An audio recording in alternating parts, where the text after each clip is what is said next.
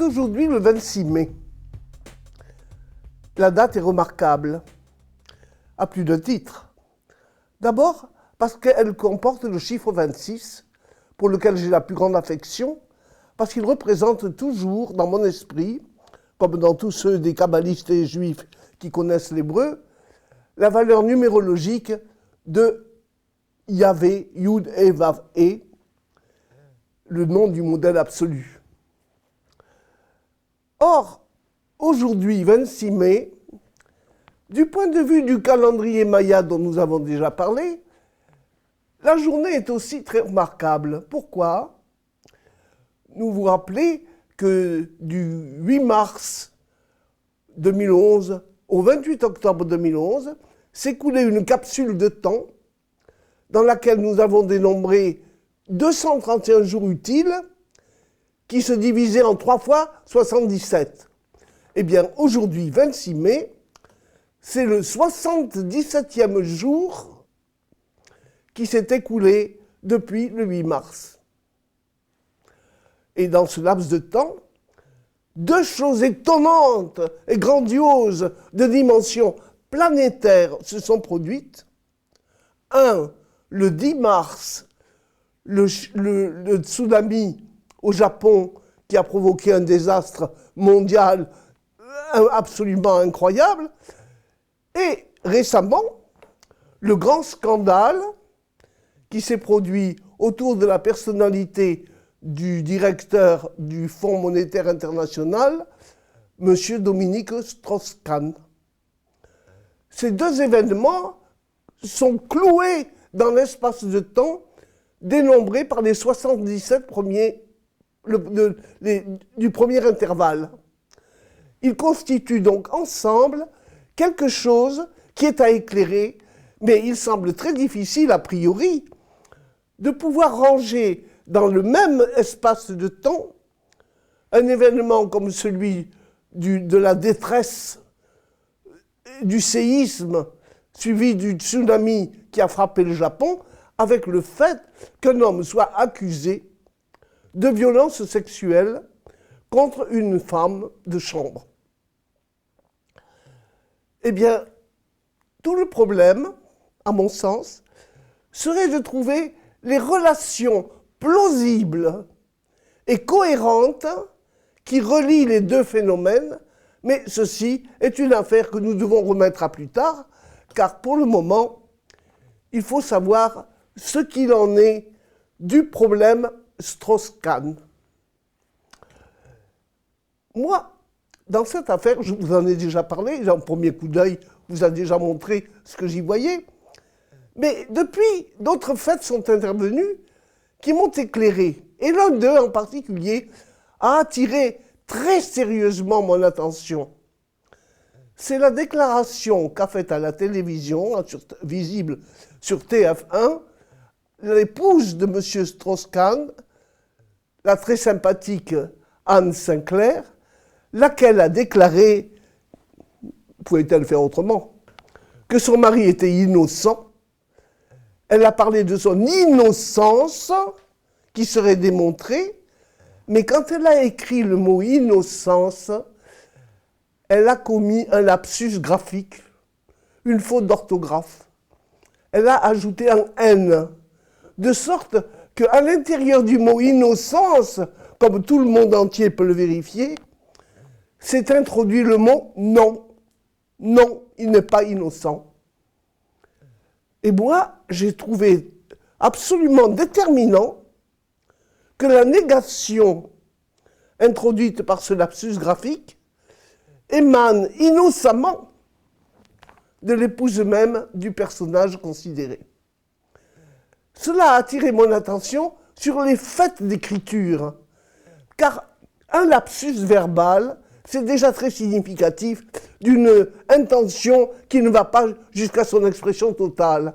Mais graphique, c'est comme si le lapsus était déposé de manière irréfutable dans une forme qui restera éternellement. Par conséquent, les faits d'écriture que je vais vous signaler sont remarquables en tant qu'ils seraient tous plus ou moins des lapsus, mais des lapsus inscrit dans la réalité, dans les réalités irréfutables. Alors, le premier, celui d'Anne Sinclair, nous n'en parlerons plus, il est général, il nous donne une orientation, mais je vais parler de 3 lapsus. Quand je dis lapsus, le terme n'est pas tout à fait exact, mais enfin, 3 faits d'écriture que j'ai relevés dans la copie de la lettre que M. Strauss-Kahn a envoyée à l'adresse de tous les employés du Fonds monétaire international qui étaient sous ses ordres depuis 3 ans. Une lettre leur a été distribuée, et dans cette lettre, il y a 3 choses qui m'ont frappé. Il dit qu'il a donné sa démission parce qu'il ne voulait pas entraîner ses collaborateurs dans le drame qu'il a appelé, et c'est là que j'attire votre attention, mon propre cauchemar personnel. Moi, j'ai été saisi par le mot cauchemar, et encore plus par la redondance. Mon propre personnel, que veut-il dire et à quoi pensait-il? S'il pensait à l'accusation dont il était l'objet ayant été arrêté, c'est une chose facile, c'est un drame. Mais peut-être avait-il une autre idée? Moi, ce qui m'a encore le plus poussé à considérer qu'il y avait là anguille sous roche, c'est qu'il a signé cette lettre de son seul prénom, Dominique. Enfin, Dominique, ça c'est une familiarité. Je veux bien que ce soit à l'américaine une façon de s'adresser à ses collaborateurs. Mais moi je ne l'aime pas. J'estime que l'on doit signer avec son nom, Dominique Strauss-Kahn. Or là, il a usé simplement d'un prénom, mais comme c'est aussi le mien, je proteste. Et le troisième fait est toujours dans cette lettre, où, non content de dire certaines choses pour vanter son travail au centre FMI qu'il dirige, il se permet de dire que la vérité finira par sortir. Que va-t-elle faire si elle sort? Ou elle s'en va et on ne la voit plus, ou elle sort et on ne voit qu'elle. Alors, finira par sortir ne me dit pas de quoi il s'agit. Je suis donc entre deux situations contradictoires. Soit la vérité s'en va, on ne la verra jamais, soit elle émerge, et alors on saura de quoi il s'agit. Et on verra alors, nécessairement, tous ces faits d'écriture ayant manifesté dans la même lettre, agripper, si vous voulez, serrer d'une certaine manière, un état psychique particulier. Et moi, ce qui m'intéresse, c'est cet état psychique particulier. J'aimerais pouvoir l'atteindre. Alors, bien entendu, je ne l'atteindrai pas à travers les confessions du personnage intéressé. Il me faut considérer son affaire sous un tout autre angle. Et je suis très contente de pouvoir l'améliorer, dire publiquement que je vais me passer de toutes les expertises officielles qui pourraient prouver ou non prouver, ou renier, ou changer sa culpabilité. Je vais simplement demander son avis aux critères initiatiques dont j'ai l'usage. C'est-à-dire que je vais demander à la réalité de me dire dans son langage ce qu'elle pense de ce problème qui, d'avance, se situe à un niveau mondial. Toute la presse entière, tous les pays du monde entier, partout dans le monde, des millions de gens sont au courant de ce qui est arrivé à cet homme. Et c'est là un phénomène exclusivement fantastique, localisé, comme je vous l'ai dit, après le tsunami, dans le même intervalle de temps.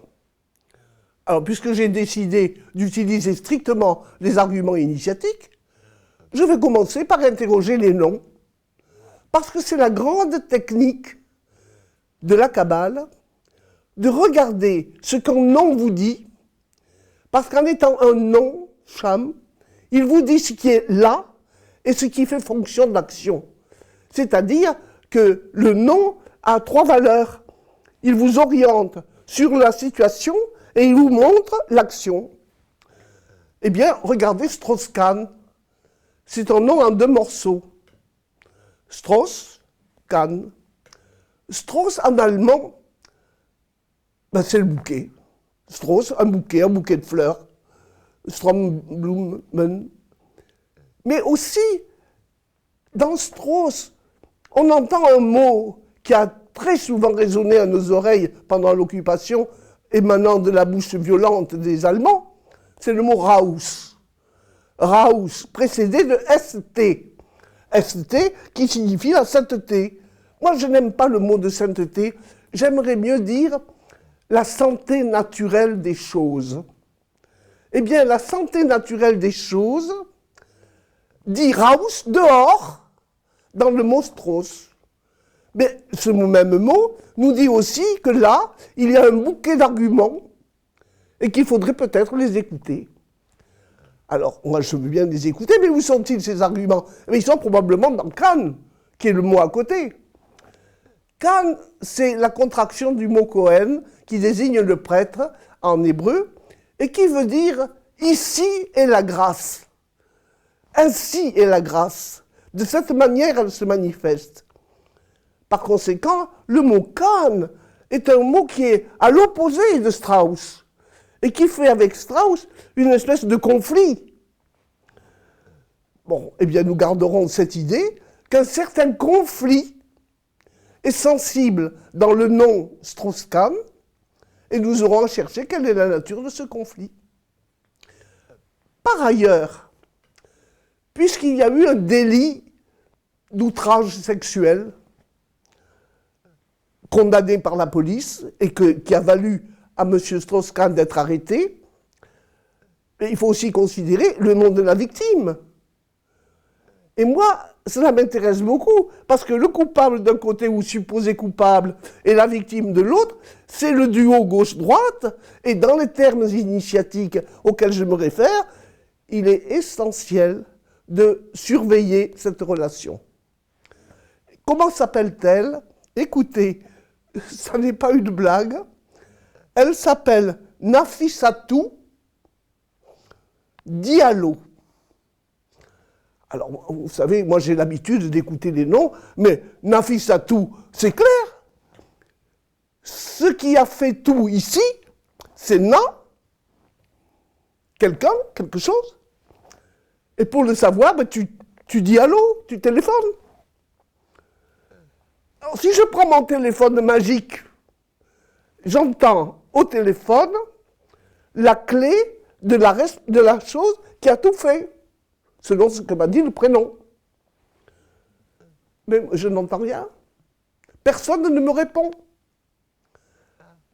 Je n'écoute qu'un silence.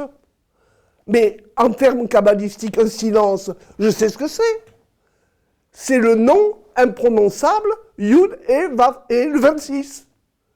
Voilà que je retrouve le 26, au travers du silence, que me fait entendre, presque comiquement, le prénom et le nom de la victime de Strauss-Kahn.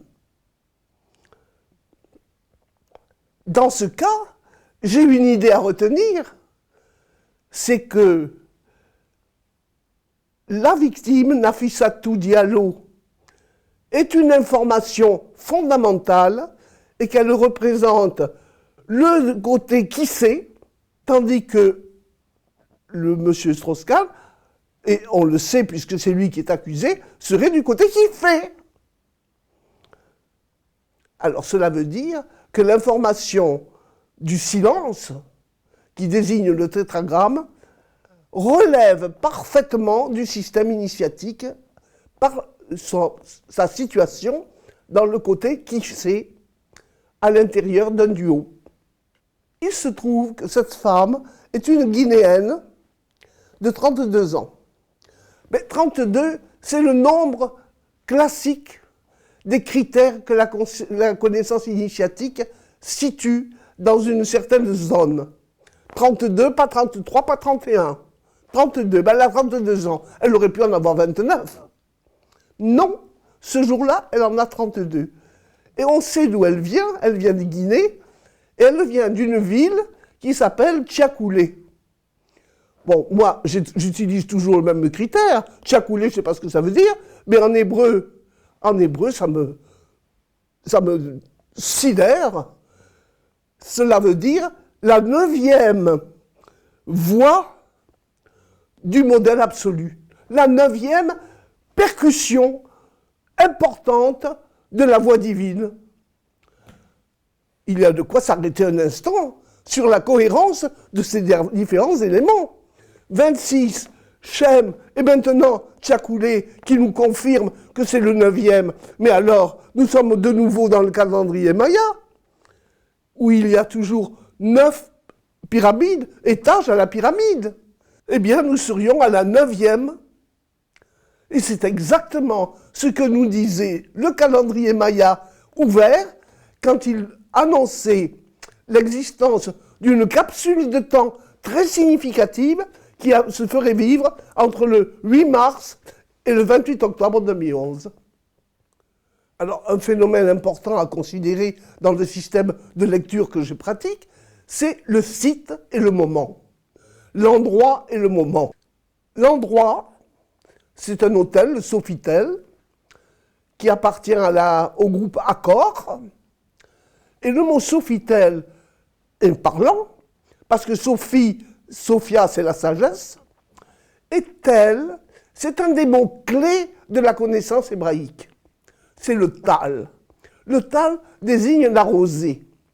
Mais la rosée n'est qu'une métaphore agréée, significative, pour représenter le système informationnel qui porte vers nous, à chaque instant, les indications divines, de l'énergie divine. Donc, quand j'ai le mot Sofitel, je suis alerté d'avoir à regarder la sagesse, la philosophie, sous un angle un peu particulier, qui est celui de la Kabbale, c'est exactement celui que je pratique. Je ne suis donc pas étonné que ce site soit situé en un endroit qui va me donner la notion de temps. En effet, le square où se trouve cet hôtel, c'est le Time Square, c'est le square du temps.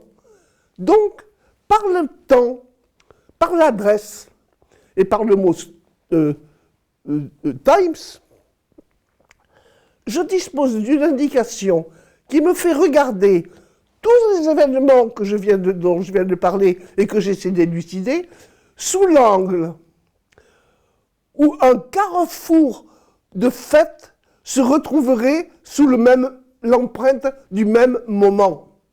Et ce moment, qu'est-ce que c'est? C'était le samedi 14 mai. C'est le jour où le conflit avec la femme de chambre a créé le délit qui a provoqué l'arrestation de M. Dominique Strauss-Kahn. Et le samedi n'est pas un jour quelconque pour une personne juive. Le samedi, c'est le grand jour festif des Juifs. Et c'est en contradiction avec le fait de signer Dominique, qui est dominical et qui renvoie au dimanche.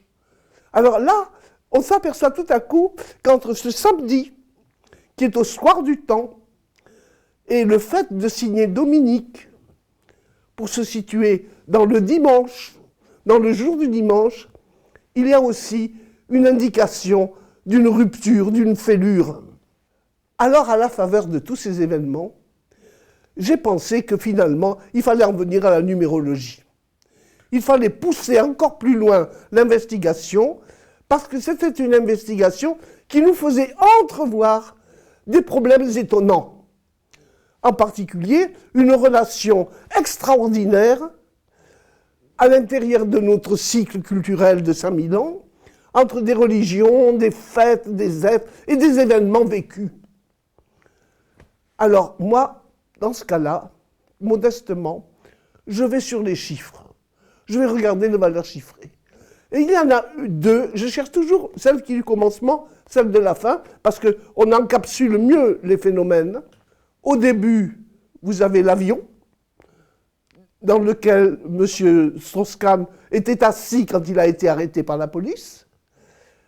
Et cet avion, c'était AF 023. AF, ça fait AF. AF, c'est le nez en hébreu, c'est aussi la colère. Et 23, j'ai écrit tout un livre sur la question, c'est la 23e lettre, c'est la lettre qui contient et représente tous les archétypes du modèle absolu dans la connaissance. Alors c'est comme si l'avion qui va partir sur ses deux ailes, gauche et droite, mais qui n'est pas parti, qui était à 10 minutes de s'en aller, comme si cet avion nous disait « Je ne peux pas partir ni m'envoler parce que je suis retenu par la colère de la 23e lettre, c'est-à-dire de la chaîne des archétypes du sacré. » Et nous retrouvons là un des éléments sensibles de l'importance sacrée de ce qui est dans ces événements. Le second élément de terminaison, c'est l'adresse à laquelle M. Strauss-Kahn, après avoir été libéré, a été en quelque sorte réincarcéré. C'est au 71, Broadway. Alors on sait que Broadway, c'est la rue qui traverse toutes les avenues américaines de New York et qui vient aboutir, qui fait tout le chemin, si vous voulez, de traverse. Et 71, qu'est-ce que c'est? C'est 70 et 1. 70, c'est Aïn, voir, la vision, et 1, c'est Aleph. Comme si l'adresse de Broadway nous disait, eh bien, dans tout ce que vous venez de voir, qui traverse la ville et qui traverse votre investigation, ce que vous devez voir, c'est éternellement le système Aleph. Si vous me le permettez, puisque nous avons vu l'hôtel, je voudrais, avant d'aller plus loin, regarder ce qui s'est passé au niveau de l'étage où s'est commis le délit. C'est dans la suite numérotée 2806. Et on a déjà remarqué que ces chiffres étaient la date à laquelle, au cours du vote des primaires des socialistes en France, M. Strauss-Kahn aurait pu être proposé comme candidat à la présidence de la République. Il y avait une analogie de temps et avec une analogie de site.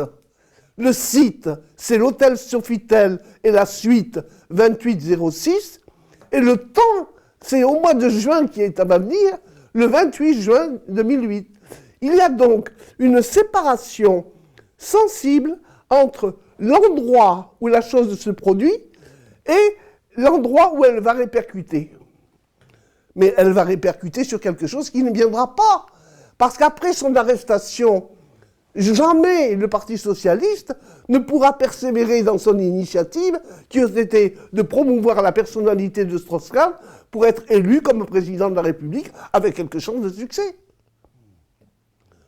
Donc, le site Sofitel de 2806 interfère à l'avance sur un projet et le raye, le supprime. On voit donc le site intervenir sur le temps et nous dire « nous ne voulons pas de cet avenir-là ». À ce moment-là, on est obligé de considérer avec beaucoup d'applications la valeur systémique du site. Eh bien, c'est 2806. Mais attention, sur la fiche, j'ai aussi vu 2805. Donc, la suite où s'est passé le motif de l'accusation, le site est entre deux situations, entre 2805 et 2806. Alors, si je considère un modèle structural cérébral 0506, je sais ce que c'est. 05, il y a 6 couches. Eh bien, la 5e couche est au niveau de la couche 5 et la 6e vient ensuite.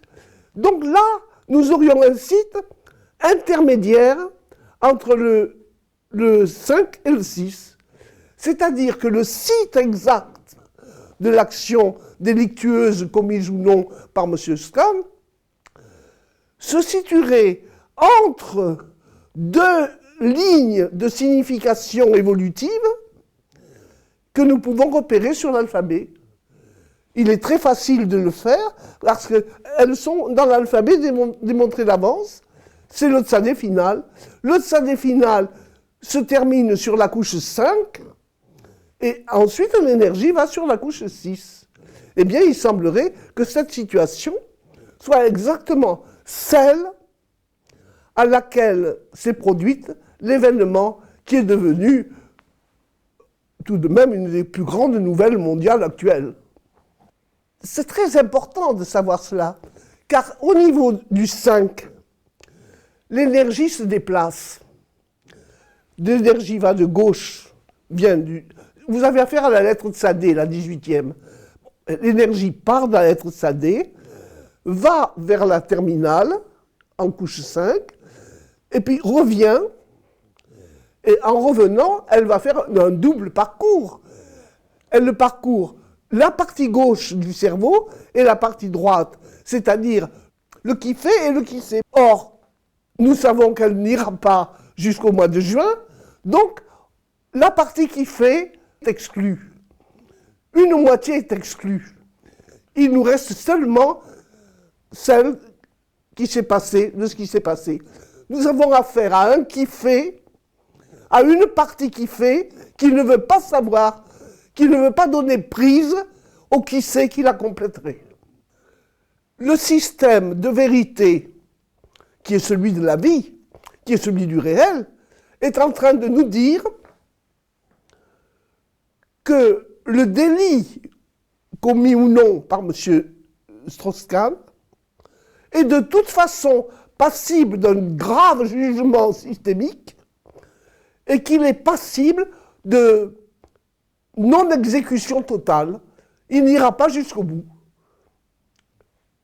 Cela veut dire que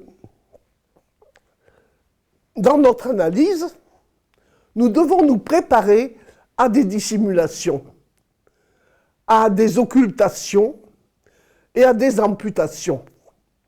Cela veut dire qu'il faut essayer de combler ces vides et ces manques, qui est tout un exercice. Mais nous avons 77 jours pour le remplir.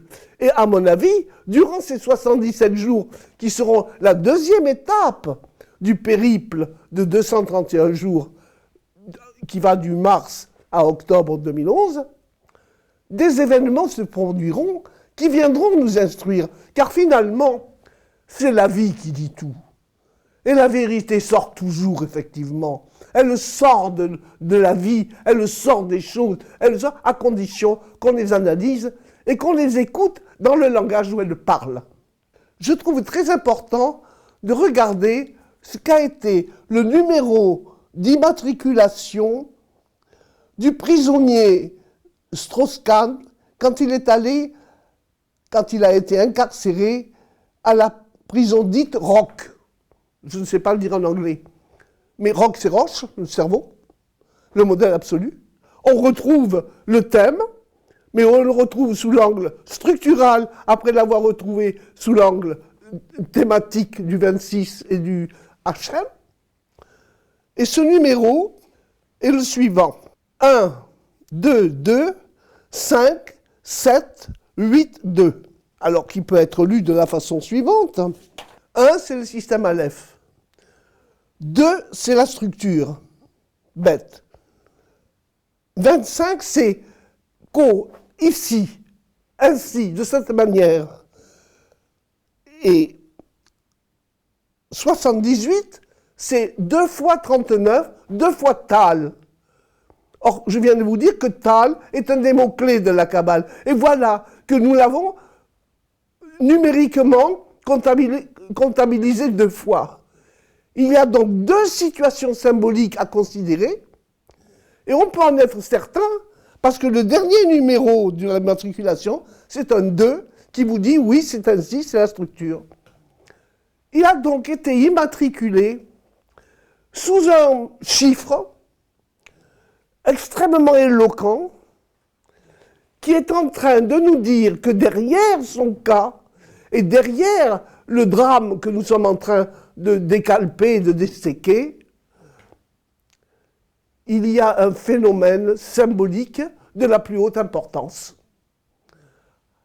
Alors je trouve ça considérable parce que le fait d'avoir disséqué ce que des initiales DSK me donnent m'a emmené à me préparer à voir dans le phénomène Strauss-Kahn et dans le problème créé par son délit une indication de très haute valeur systémique qui pourrait considérer notre avenir, traiter notre avenir et qui serait de la plus haute importance. Alors je m'arrête là, car maintenant il faut attendre que les événements nous aident. Nul doute, les événements nous aideront. Et vous devez déjà savoir dans quel sens, car ce que j'ai détecté à travers cette analyse systémique un peu difficile, c'est une profonde cohérence des éléments, lesquels convergent tous vers la même cible, nous alerter, nous faire voir dans la vie et dans l'avenir un signalement de la plus haute importance et qui pourrait bien être d'ordre cosmique.